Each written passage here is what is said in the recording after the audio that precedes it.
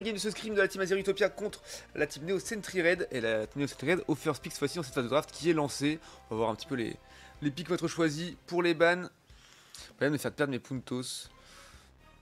Ah oui, bah Guy, t'as misé sur eux. On en parle plus tard. Vous voulez que je vienne invoquer avec vous? Non, je préfère rester en duo pour le cast. Guy, mais c'est gentil de proposer. D'ailleurs, il faut que j'affiche des trucs, moi. Chez le win rate. Alors qu'on banne déjà sur deux bans classiques, Mimikyu d'un côté, Flagados de l'autre. Mimiki en seconde pick, rien de très surprenant, clairement. Et Flagados, ouais, Flagados, pourquoi pas. C'est un pick assez Peut-être classique. prendre Mimikyu de leur côté, potentiellement, peut-être pour ça le ban Flagados. Ouais, ils voulaient être sûrs d'avoir au moins un des 3 pick open entre Mew, Mimiki et les Argus, je pense. Donc après, effectivement, ils voulaient peut-être prendre Mimiki, ban Flaga pour éviter d'avoir un Flagados, enfin, qui peut cancel totalement un Mimiki. Donc c'est bien possible et du coup, sans surprise, on a effectivement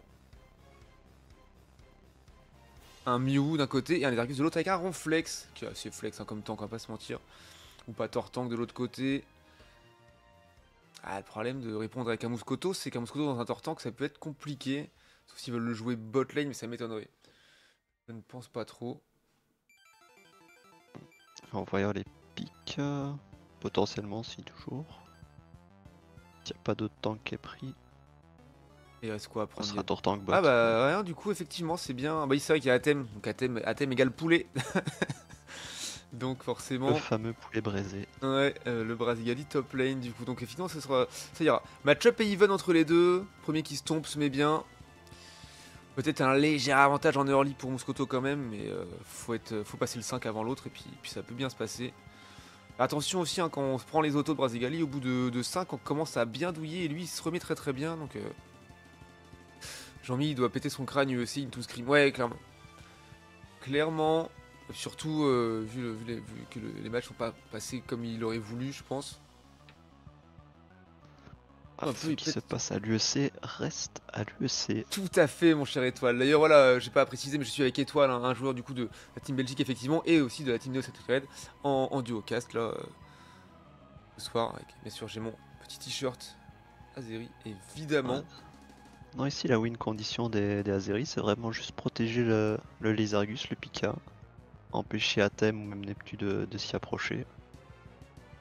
Complètement. Restez bien outrange des lance-soleil de Mew, et puis ça fera le taf. Change de scène. Si jamais il y a un bug de scène, tu n'hésites pas à me dire.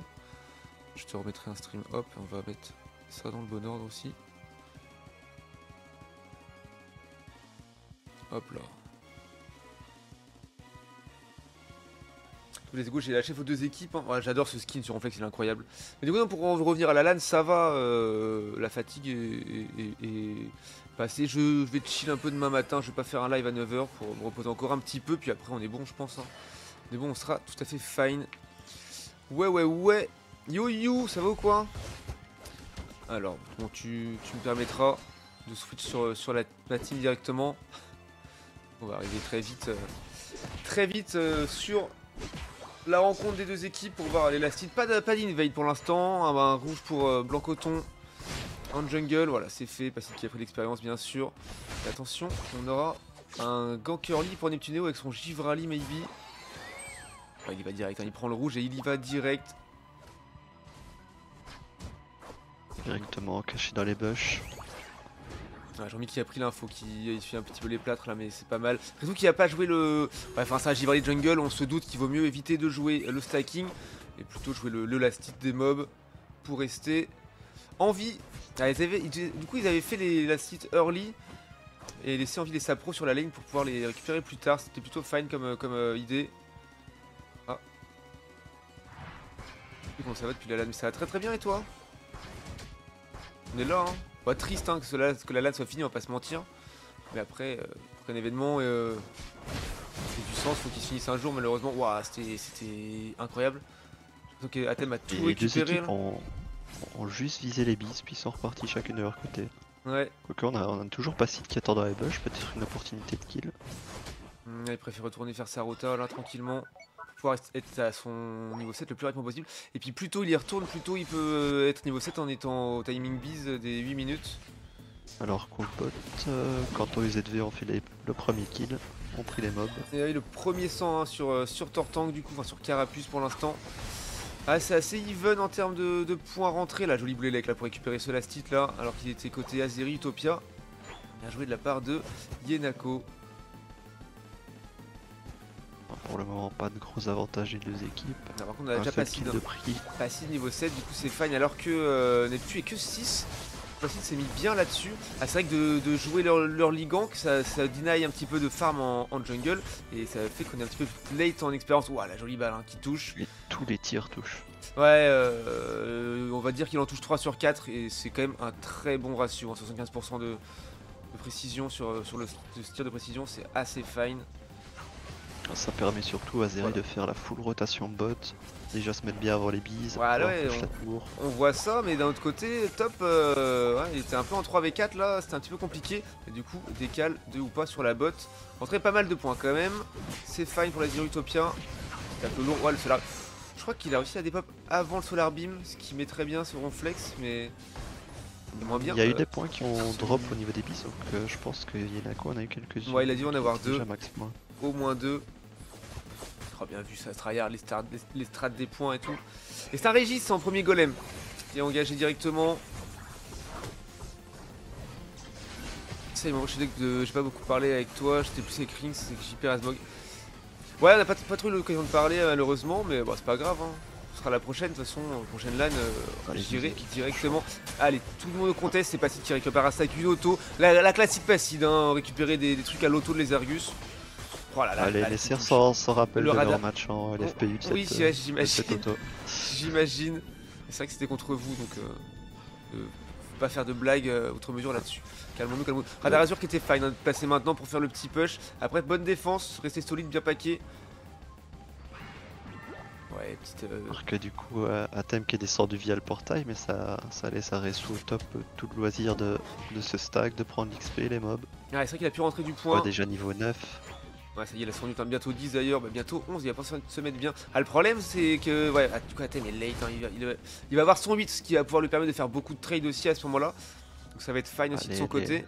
Les NSR veulent de l'XP sur ce Tortank et sur ce Brazegali, mais pour le moment, c'est côté Azeri. Il a toujours pas son 8 alors qu'il y a un énorme trade qui se fait avec le rage acharné de Pikachu qui est claqué. Et on fait un push sur la top lane, on rentre du point. On remet du stacking pour Rezu qui va avoir son 11 en quelques instants. Alors Passide qui dépop toutes ses bises là à une vitesse, c'est propre. Et on engage sur l'équipe direct. Après cette mis très bien. 170 à 17. Ah ça y est, on a mis du point bot lane là pour Mew et Tortank. Mais sur Ejeki qui est déjà joué et qui va diriger vers le T2 top lane. Atem voilà, qui a pu se mettre bien niveau 9 grâce à ce farming débloqué. Les Azeri vont peut-être tenter de le pousser. Ouais, je crois qu'ils vont y aller. Il reste le package musclé là. Mais il y a 4 Unite du côté NSR là, il faut faire attention. Ils ont la ref, ils savent que c'est un petit peu dangereux. Ils préfèrent reculer. Peut-être ZV qui a appelé à l'aide sur la botte. Le problème c'est ça, c'est ou pas sa mobilité. Hein, c'est d'aller d'un côté et le temps qu'on y arrive, toute l'équipe est déjà au même endroit. C'est un peu compliqué, il faudrait dépop cette tour rapidement. Oh, Rezu qui était resté caché dans un bush et qui prend un petit scoring là-bas. Finir ses stacks peut-être. Ça attaque. Ouais, ça fait un énorme push. Hein. C'est un glacial qui a été claqué. Après on a claqué Radar Azur et Orage acharné à nouveau de Pikachu je crois. Toujours un hydrotyphon hein, qui reste là. Ok, le dépop de la part des NSR, ça c'est fine. Hydrotyphon qui est tombé. Et on a un petit mirage mystique qui servira peut-être à sécuriser le Régistil qui est en train d'être full flip là par la team NSR qui est bien positionné autour. Ouais, bien sûr, on a Tortank qui est parti zoner. Mais pas. Les Azeri ont totalement give up l'objectif après avoir perdu leur temps en early fight. Ah ouais, ils ont perdu leur tour, ils se sont dit on le laisse, on va prendre du farm et se positionner et défendre pour la top.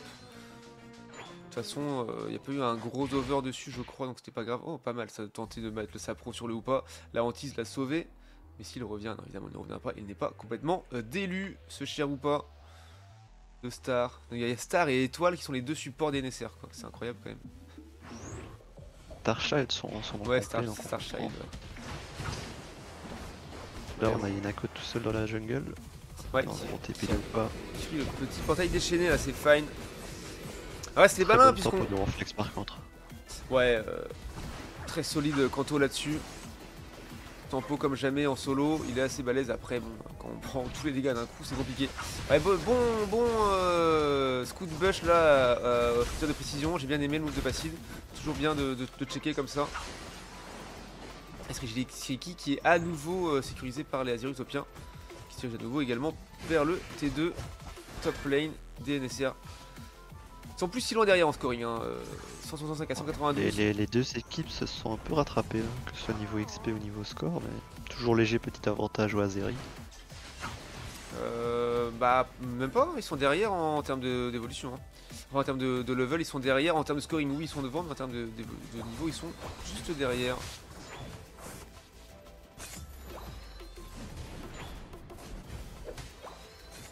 Bon, un petit peu de farming de chaque côté, avant éventuellement de se positionner pour le dernier objectif botlane qui va apparaître.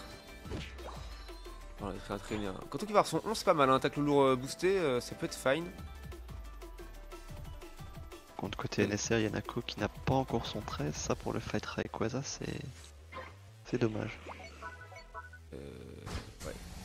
Et Nako, et c'est engagé direct hein, par les NSR sur Registeel. On va avoir le temps de le finir, je pense. Hein. Ah, il a reset, non, c'est une catastrophe. Bon, ça va être technique, 5 secondes, non, ça va le faire, ça va le faire.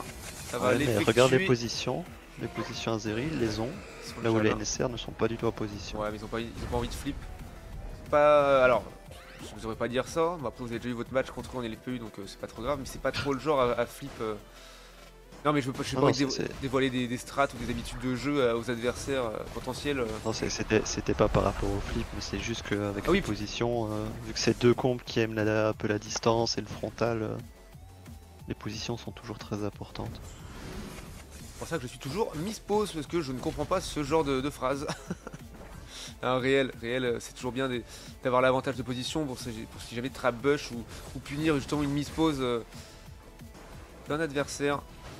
T'entends qu'il se met bien là, hein. Il fait du gros dégât. Oh, ouais, ok, bah, il se met bien, mais sauf que bah. La Castor Curse. Un peu loin. Qui a dit au shot NSR? Non mais calme-toi, Elcom. Quand même, les termes. Les là, on a une très bonne engage, suivi d'un très bon portail. Ouf, ouais, et surtout qu'il va tomber là-dessus, c'est dommage. Avec le gros cooldown qui tombe là. Ouais, ils ont trop grid, ils ont trop push sous T1 là, c'est dommage. C'était un pas des pop, c'est un peu dommage. C'était un qui était déjà revenu. Hein. Attention, ZV qui est là, il a encore un ult. Orage acharné qui fait partie, Hydrotyphon qui est parti aussi, il va falloir survivre. Voilà, Orage acharné est obligé pour survivre malheureusement. Jean-Mi qui est bien en train de pile son. Oh, la récup était légendaire là de Pacide à nouveau. Et si fort. On a encore un petit bouclier peut-être sur Pacide. Je suis même pas sûr. On va mettre son point ici, Mirage une petite demi pour essayer de casser le shield de ZVBT. Là il va y arriver, alors peut-être qu'il va tomber Yenako, attention.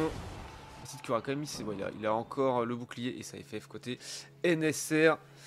Non mais... Ouais, là je suis d'accord avec toi, hein, Elcom. Un petit peu de respect envers les adversaires. Après c'est un ultra Azeri, je comprends qu'il soit comme ça, mais c'est vrai que les termes au shot sont un petit peu à proscrire. Là, pour le respect avant tout. Un beau match quand même, beau match, beau fight hein, final qui a turn hein, en première partie, première partie un peu remportée par les Azeri, en deuxième partie, après leur grid sous T1 bot lane qui a turn en faveur des NSR suivi du flip, du Rayquaza, et puis bon, récupéré par Pacide et son les Argus. Il y avait une bonne engage de Kanto, mais Saitam... Starchild avait bien répondu avec un portail pixel pour sauver Yenako. Ouais, oh, c'était fine. Derrière, malheureusement, les NSR qui n'ont pas réussi à sécuriser ce Rayquaza, Pacide passait par là. Il l'avait déjà fait une fois, il le refait une nouvelle fois. Et oui. Mais c'est toujours un petit peu la cruauté de ce jeu, hein, finalement. Le lacite Rayquaza qui fait la diff, et t'as beau stomp une game totalement. Si derrière le fight final se passe mal, que les adversaires le remportent, ça fait un shutdown, ils ont l'expérience, ils ont du point, ils vont score, et ça peut être perdu bêtement comme ça, c'est dommage. Mais le match était even quand même, c'était fine. Alors on a Pacide top dégâts la game avec son Zargus 75, 4 dégâts. Jean-Mi 81 de heal, top heal de la game. On va voir Et bah c'est Kanto hein, qui sera top tank de la game avec son reflex 68k. 64 dégâts pour Yenako. Placid qui a fait plus d'un tiers des dégâts de la team, hein, incroyable. Rezu 20k. Avec 3 kills. Mais bon. Non, c'est fine, c'est fine. Allez. Let's go pour la suite. Une game qui était équilibrée dans l'ensemble. L'early game pour les Azeri, les Nesser qui reviennent dans le mid game et la fat game était disputée. Ouais, non, ils ont bien réussi à revenir les Nesser alors qu'ils étaient un petit peu late au début, on va pas se mentir.